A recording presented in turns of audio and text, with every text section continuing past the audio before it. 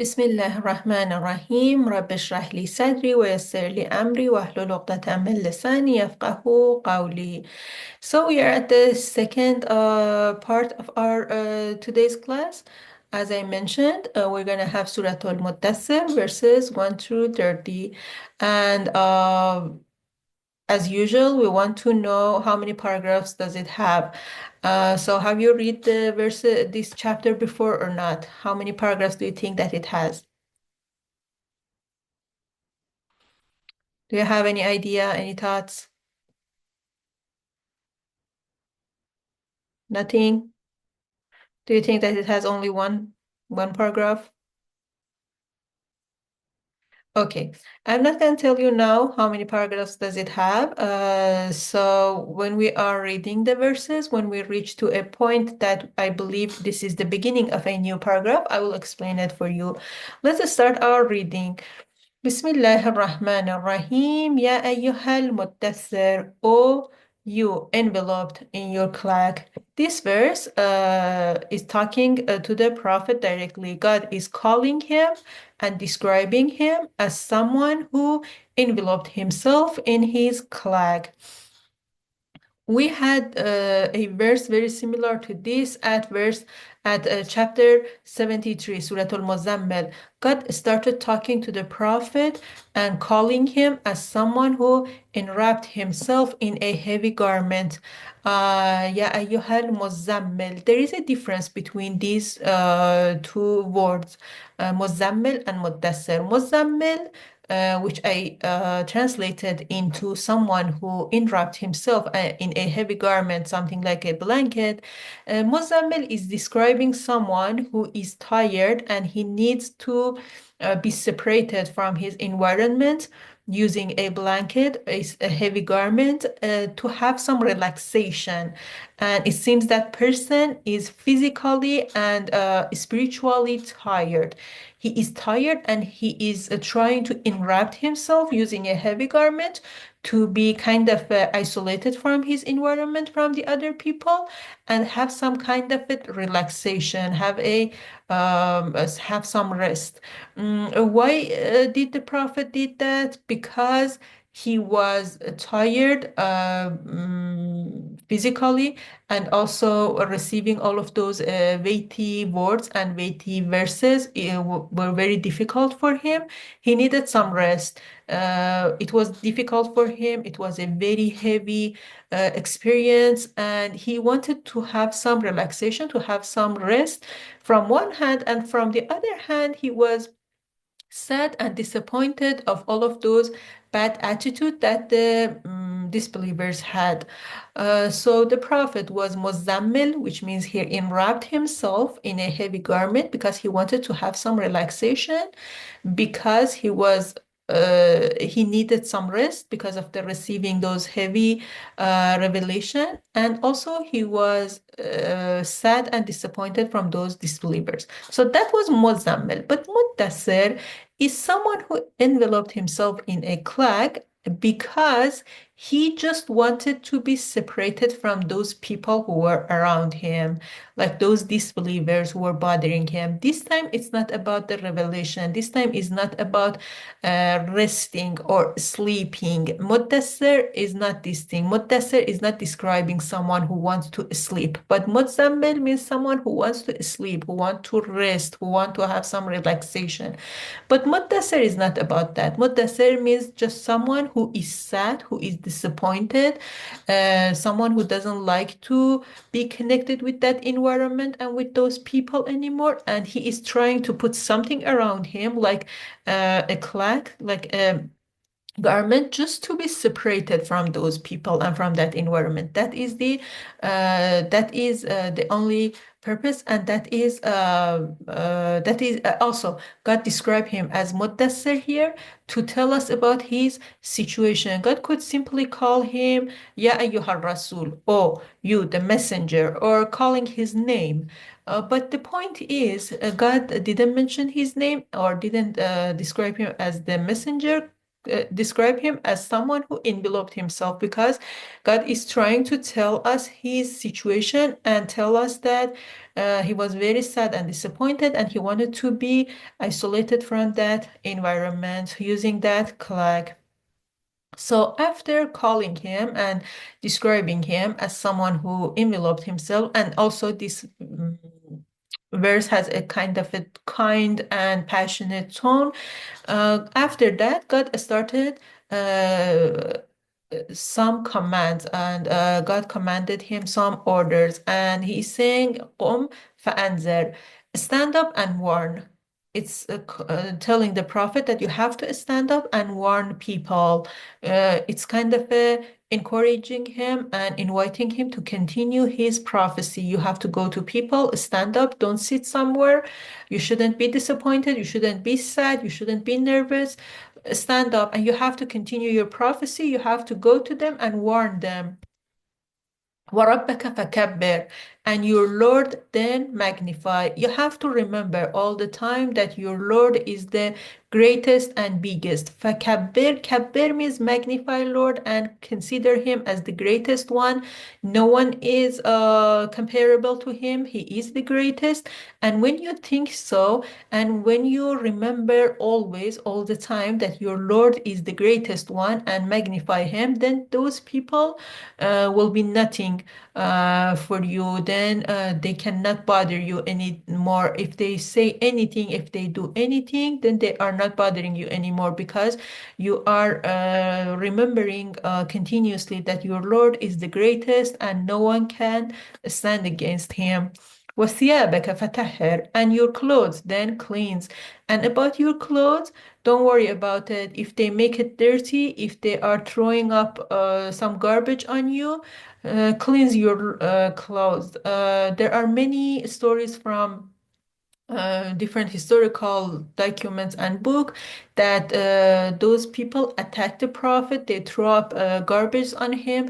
They encourage those little kids to attack the prophet with stones and stuff like this, and they made his clothes dirty, and all of these things. So, and they attacked him frequently. So now God is telling the prophet that if your clothes are dirty, if they attacked you and made your clothes dirty, then cleanse it. Some interpretations said that this verse means actually the prophethood, and clothes is a symbol of the prophethood, and God is metaphorically talking about the clothes, and he actually means that you have to purify yourself and be prepared for your prophecy. This can be a good interpretation for the deeper layer of this. And there are many verses in Quran that God told the prophet that you have to purify yourself, you have to practice, you have to stand up during the night and read Quran and all of those things. But the point is, this verse is not equal to them. This verse obviously is talking about the clothes, about the physical clothes. Siyab is a specific word in Quran. And it's not like the other things that when God told the prophet that you have to purify yourself. This verse is obviously talking about the clothes, about the physical clothes. And it's telling the prophet that you have to clean it. And it means your clothes is dirty and they make it dirty and you have to cleanse it. This is very obvious from the appearance of this verse. And then next verse, it says, وَالرُّجْزَ فَاهْجُرْ, and while then avoid. They had a very bad attitude toward the prophet. They did any evil things that they could just to stop him and bother him and attack him with any words, with any tools that they had. As I mentioned, they even encouraged their little kids to attack the prophet. So God is telling him that if you are sad, if you are disappointed of them, just avoid all of those things, all of those evil things that they did to you. Just forget it and avoid them. وَلَا تَمْنُنْ تَسْتَكْثِرْ, and do not do a favor thinking it is much. If you are doing some favor for them, if you are inviting them, you are trying to be kind with them, don't think that it's a lot. Don't tell yourself that it's been several years that I am continuously inviting them, I am talking to them, I did everything, I was very kind with them, but they don't listen to me. I did a lot. So God is telling the prophet that don't think that you did a lot. If you think so, then you will stop inviting them. You have to keep inviting them and don't think about whatever that you did. Don't consider them as much effort. So, and then, وَلِرَبِّكَ فَاصْبِرْ, and for the sake of your Lord, then be patient. God is telling the prophet that you have to be patient for me because I know that all of these things is very difficult. It's very difficult to deal with that kind of a people. They are very bad. I know. I can see everything that they did to you. But the point is, for the sake of your Lord, for me, be patient with them. You have to keep inviting them and calling them and talking to them and keep doing your mission. These verses, which started from the first verse by describing the prophet as someone who enveloped himself, then after that, God commanded some orders to the prophet and told him that you have to stand up and warn them. You have to warn them. When we say that you have to warn someone, it means that there is something dangerous happening to that person, and you have to warn them about that dangerous things. So it seems that there is something dangerous happening, and the prophet should warn them. But the point is, they are not kind people, they are not respectful, they are very bad people, and they bothered him. And then God commanded other orders to prepare the prophet to continue his prophecy. God told him that you have to magnify your Lord. In this way, you will be reminded that your God is the greatest and he is greater than everything, and they are nothing compared to him. And also, your clothes, you have to cleanse them. If they made it dirty, don't worry about your clothes, and you have to just avoid them and don't think that you did a lot, although it's been a while that you are talking to them and inviting them, but don't think that it's a lot. And for the sake of your Lord, you have to be patient. Now there is a question, why should the prophet do all of these things? And there might be even a question in the mind of the prophet that he needs some explanation. God, you are telling me to do all of these things. You are, although I talk to them several times and you are still encouraging me to talk to them and invite them again. What is the reason? Why should I do all of these things? Why should I take all of these suffers? Plus, you told me warn them at the verse second. You told me warn them. What is the context of that war? What should I do? Warn them about that dangerous things that I should warn them about that thing. What is that thing? Verses 8, 9, and 10 are going to tell us about this stuff, and these verses are going to answer this question. Verse 8. فإذا نقر في الناقور, then when the trumpet is sounded. The trumpet will be sounded 2 times at the end of the word. The trumpet is a kind of a, musical instrument that for making an announcement, people used to sound that things. And it's a kind of a sign for the end of the word. When there is the end of the word, an angel named Israfil will sound that instrument, will sound that trumpet, and then everything will die. Everything on the earth, angels, even that angel, Israfil, will die. Everything will die, and there will be only God. And then there is a verse on Quran that God will say, لَمَنِ الْمُلْكِ يَوْمَئِذٍ, now who is the landlord of this earth? It's been several thousand years that you are fighting each other, and you believe that you are the chief of this lord of this world, and you are the landlord. Now who is alive to answer me? Who is the real landlord? Everyone will die at the first time when the trumpet is sounded. Then we don't know what is going to happen on that time between these 2 times that the trumpet is sounded. Then the second time, that angel Israfil will be alive, and then he will sounded the trumpet at the second time, then everyone will be alive, all dead will come back to the life, and this is the time of summoning people. So this verse 8, is talking about that time at the end of the world when everyone died after the first trumpet. Then, for the second time of the trumpet, when the trumpet is sounded, everyone will come back to the life, and فَذَلِكَ يَوْمَئِذٍ يَوْمٌ عَسِيرٌ. Then that day will be a harsh day. These two verses are verses 8 and 9 are conditional clause. Verse 8 is the condition and verse 9 is the result. Verse 8 is telling us that when the trumpet is sounded, then is that result part of the conditional clause. Then that day will be a harsh day. That is going to be a very difficult day. What day? It means the day of judgment, the day of resurrection, when all of those dead body will be alive, and they will be summoning on that day for the final judgment. That final judgment is very difficult. That is going to be a very difficult day.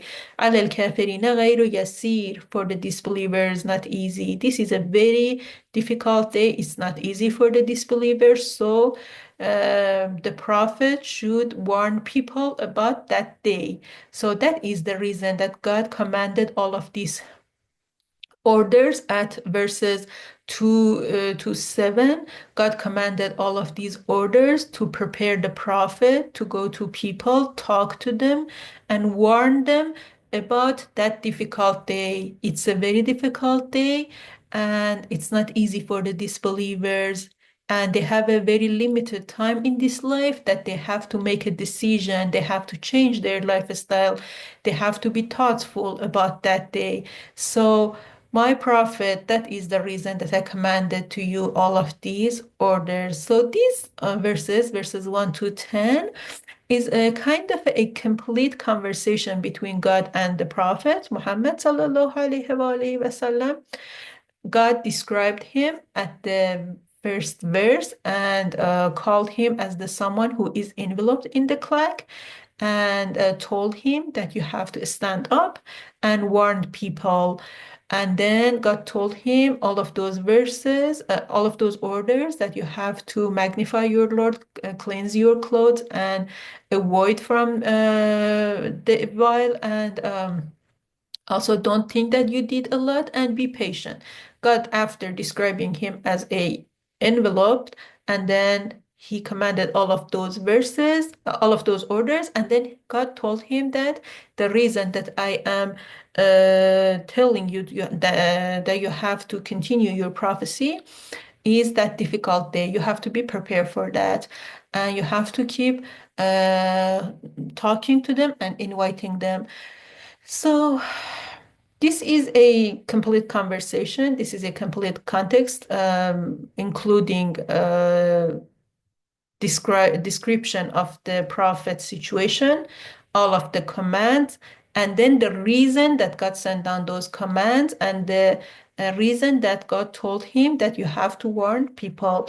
So this is kind of a one paragraph. I want to say that verses 1 to 10 is one paragraph. And when we keep reading and when we go to the verse 11, we can see that it says, ذَرْنِي وَمَنْ خَلَقْتُ وَحِيدًا. Leave me to deal with the one whom I created alone. If it was only this verse, we can say this verse is connected to the other verses. And it seems that after God talked to the prophet and commanded him all of those orders, now God is telling him that, leave me to deal with that person who is a disbeliever. I'm going to deal with him because I am his creator and I know him. I created him alone, so now I can deal with him.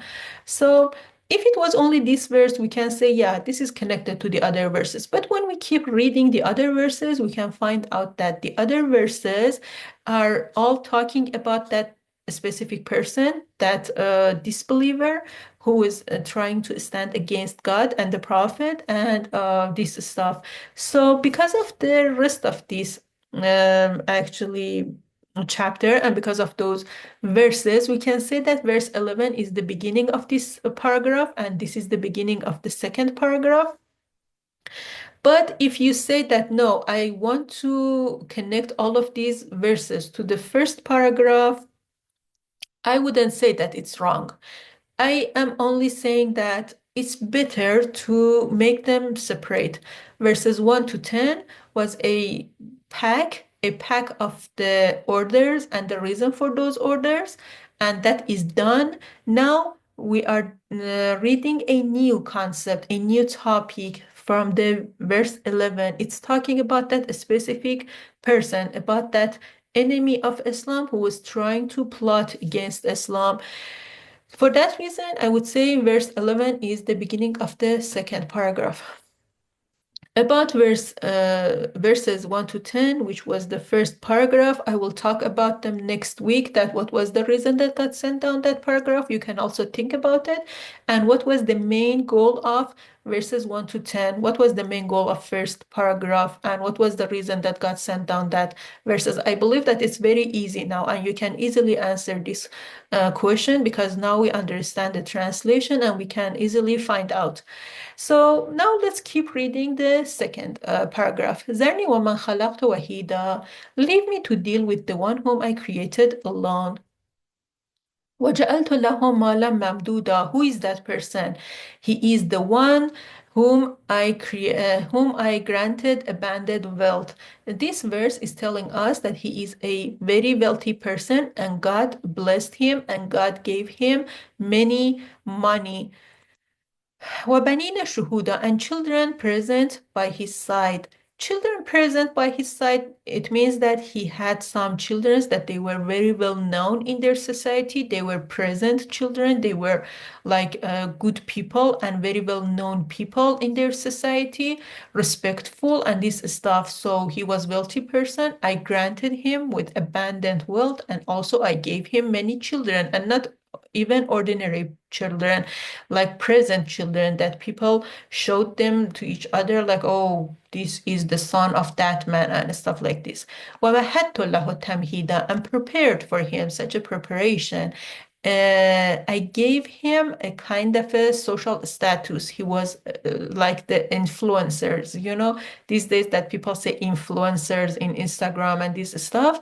He had a specific social status, and people were looking at him and were listening to him, and he was effective on that society. He could uh, do something or tell something to people, and people will follow him. So these verses 12, 13, and 14 are describing him as a wealthy person. He had abundant wealth, and also as a powerful person because he had many children and they are famous and effective children. And also he had a social status. He had a value on that status. He is like a influencer. So after this, ثُمَّ يَطْمَعُ أَنْ أَزِيدَ, then he desires that I should add more. Because God gave him all of those things, now he is expecting to have more and more.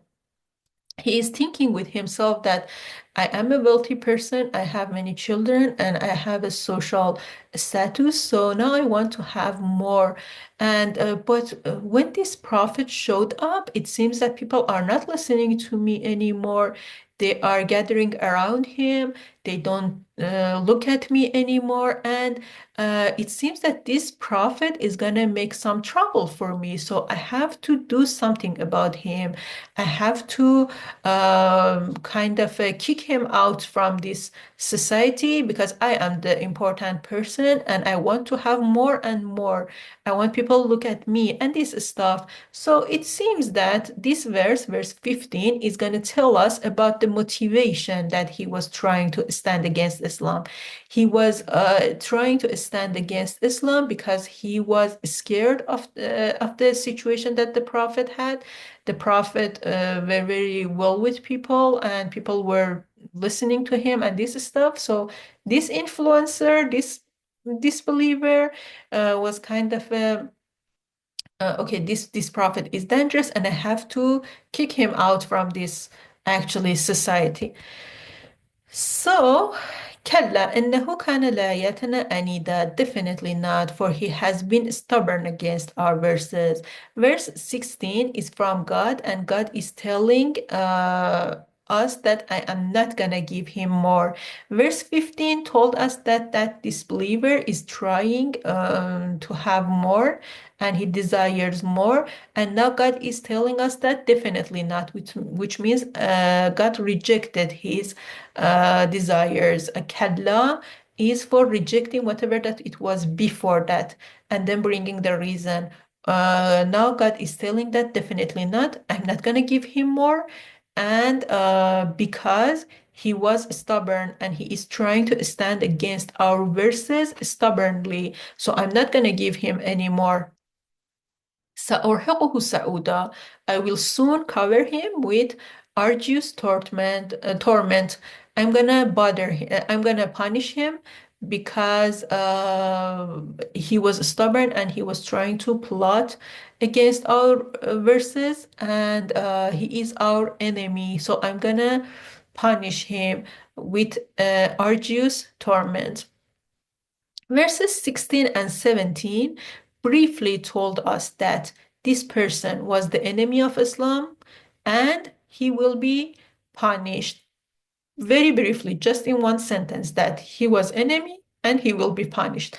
Now we like to know more, like what was his plots, how he tried to stand against Islam. كلا إنه كان لآياتنا عنيدا, verse 16, which told us that he is stubborn, he is the enemy of us, and he is trying to plot against other verses. We want to know more about this. Also, God told us that I'm going to punish him at verse 17. We want to have some explanation for all of these, for both of these verses. Now God is gonna tell us for both of them to have some explanation. إنه فكر وقدر. Indeed, he plotted and executed. It's telling us that he was plotting against Islam and against the verses that the Prophet brought. He plotted and he executed. قدر means using the power to do something, to perform something. And فكر means plotting.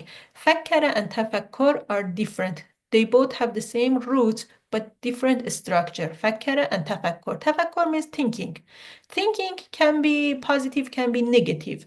And thinking means trying to find out unknown using the noun. Like we have some noun, we have some knowledge about some things, and there are some variables which are unknown, and we are using this noun and this knowledge and using some techniques to find out those unknown things. And it can be for good purposes and it can be for bad purposes. This is thinking. This is tafakkur. But fakkara means plotting, plotting in the bad way, in the evil way. And it means making trouble for people, actually building stuff and arranging stuff together to make a trouble, to make a evil plot. So قدر, I explained it, that قدر means executing those things that that person built, those plots that he made. He made plots and then he used his power, his wealth, and his social status to execute those things. فقتل كيف قدر. So may he perish, how he executed.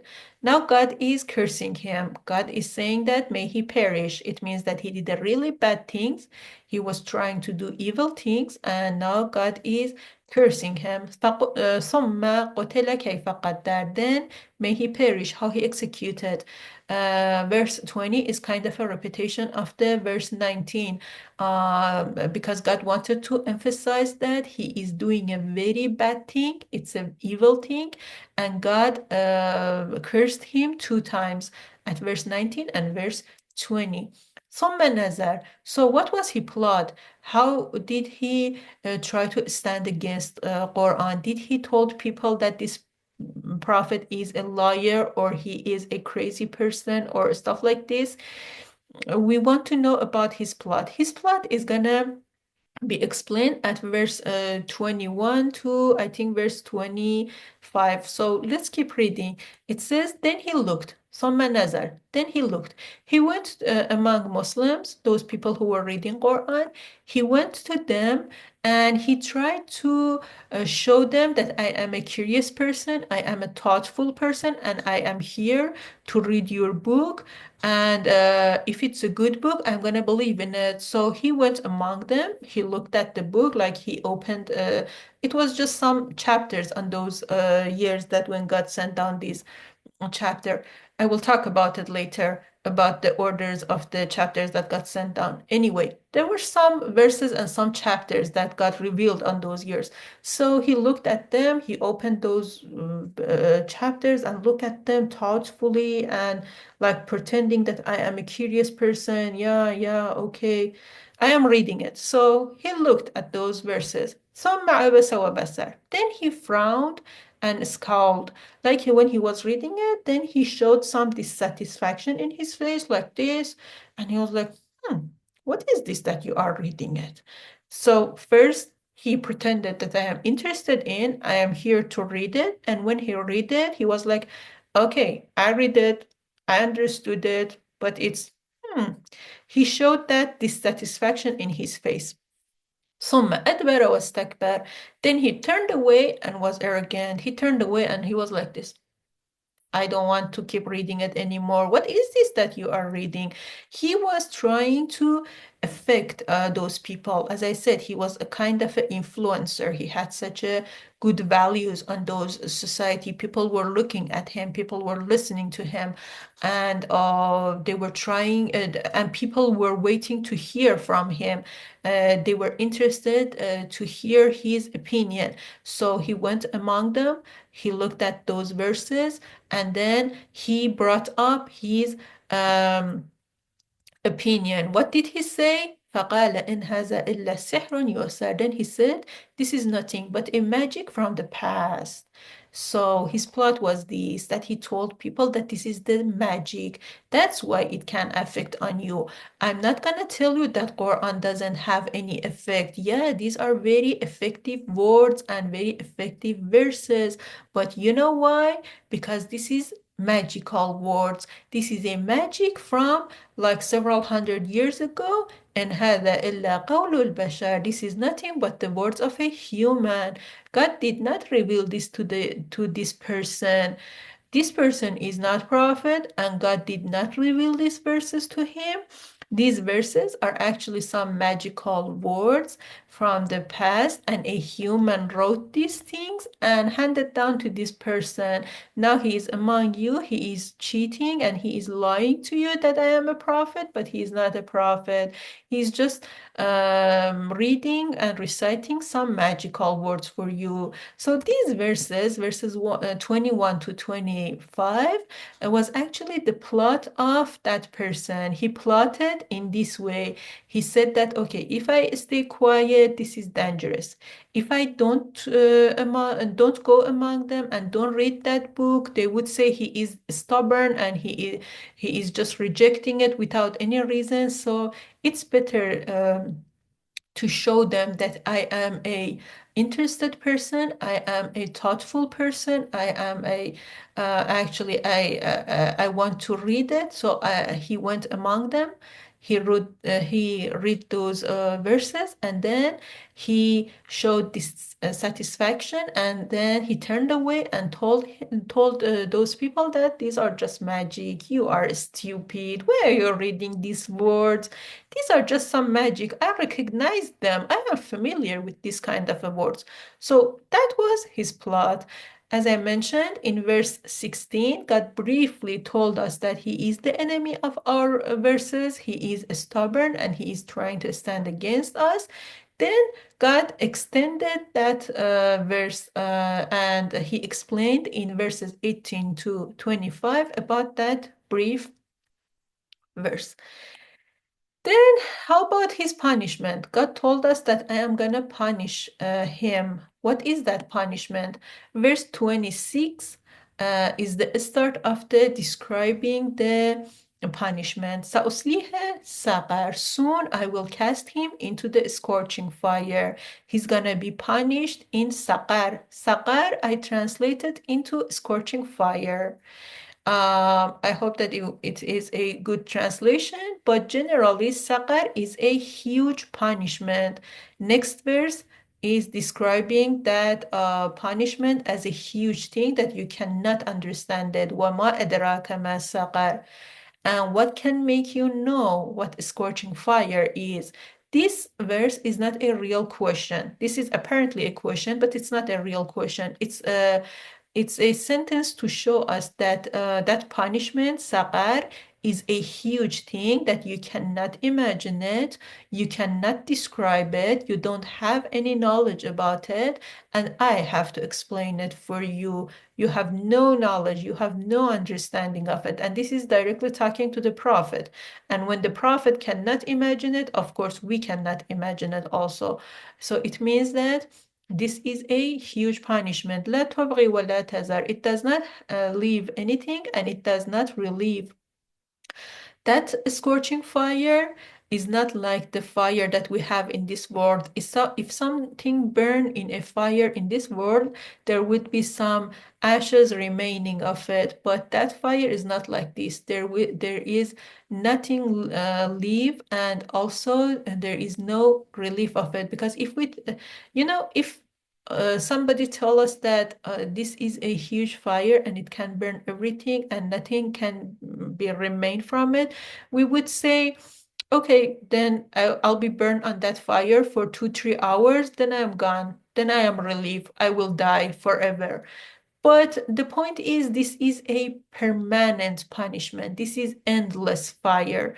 There is no relief of it, which means if someone is on that fire, that person cannot die, also cannot be relieved of it. This is an endless punishment, and they cannot leave from it. They cannot leave that, and also they cannot be relieved of it.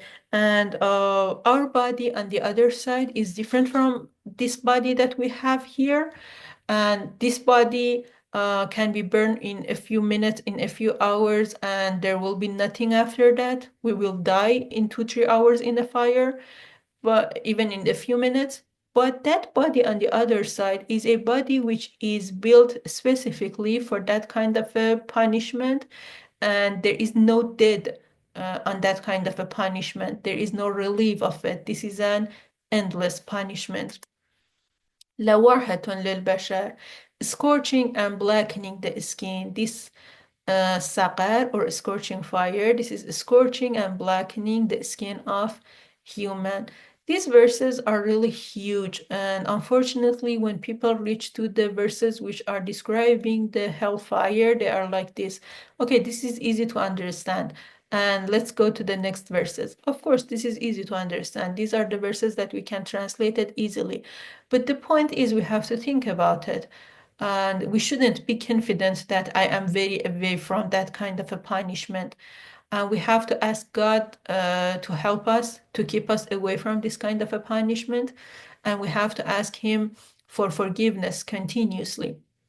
The point is, this kind of a description should be a kind of a reminder for us, and we have to think about it. We have to believe that this this hellfire can be the house of anyone. Anyone can ended up in this, and may God help us to be away from this, and may God save us from it. As I explained at Surah Al-Zilzal at the first level, all of those small sins that people do, they may lead us to a great sin. People are kind of mindless of small sins, and they are like, okay, if I did something small, a small mistake, a small sin, it's nothing. I'll be forgiven. But those small things together then may be a huge thing. Plus, when we are mindless of those small sins, those small things, step by step, can lead us to a huge sin and to a huge mistake. That's why Quran said that خطوات الشيطان. خطوات الشيطان means the steps of Satan, the steps of evil. And Quran is telling us those steps are gonna lead us step by step, tiny by tiny, to a huge mistake. And we have to be thoughtful about these verses. We have to think about them, and we have to ask God for forgiveness continuously and ask Him to help us to be away from it. And then verse 30, it says, عليها 19. Over it are 19. It in verse 30 refers to that scorching fire. And it says that over that scorching fire are 19. 19 what? 19 human, 19 angel, 19, I don't know, animals, 19 trees, 19 what? So this is a brief verse, and it's telling us that over that scorching fire are 19.